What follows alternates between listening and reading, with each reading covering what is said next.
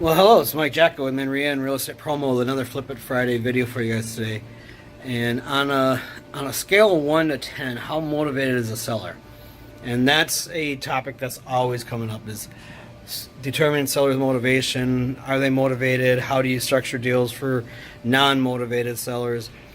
Non-motivated sellers, the only real solution to that is cash. And what do I mean by a non-motivated, or shouldn't really say non-motivated, because all sellers are motivated. The question now is, is their motivation level down at the 1, or are they way up here at a 10? And I want the sellers that are at 10s or as close as possible to a 10.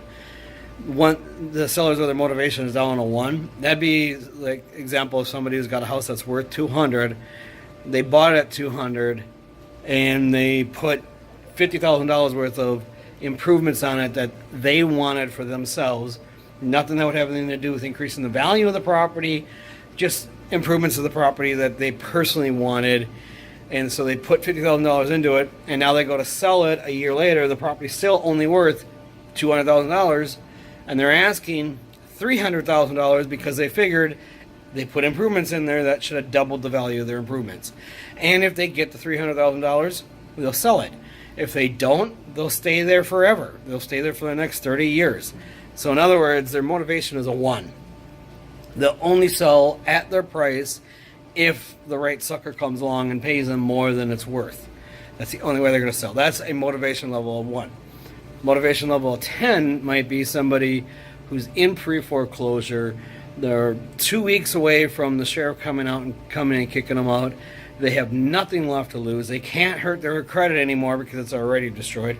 They're ready to walk away from the property, and they basically don't care. If they get a couple $1,000, they're willing to sign the deed over to you, and they don't care what's going to happen, how you're going to do the deal, how you're going to make it work. They don't care if you make a profit or not on it. They just want the couple grand, and they're going to walk. And if they don't get it from you, they're going to get evicted from the sheriff anyways. That would be a motivation level of 10. So we want to look for sellers that their motivation is at 10. So how do you determine, seller motivation? Well, you got to ask a lot of questions, and it comes down to more of asking the questions. It's also listening to their response and building rapport with the seller. And building rapport is not all about talking, and most of the time building rapport is about listening and answering follow-up type of questions that are going to be related to what the sellers are talking about. And we go over example of what we're talking about there. But half of building rapport is non-verbal communication. So that's like being there in live in person with a seller. So you can see their reaction when you say something and you talk about a particular topic, or when the seller brings up a situation, or they bring up something about the property.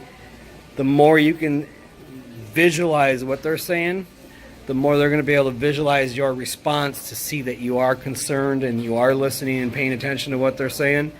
That's one of those ways to help build rapport. And the more rapport you're able to build with the seller, the more likely the sellers are going to be to open up and tell you the truth about what their real motivation is. And once we've learned and determined their motivation, then we can go ahead and construct our offers based on that. So hopefully you got a little something out of this.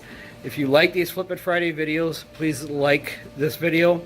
And also, please subscribe to this channel. The more people that subscribe, the more valuable that YouTube thinks that the information is to other people who are searching for this. So please help out and subscribe to the channel. Plus, you get notified every time I do post a new Flip It Friday video or any other training videos here on YouTube. Thanks, everyone.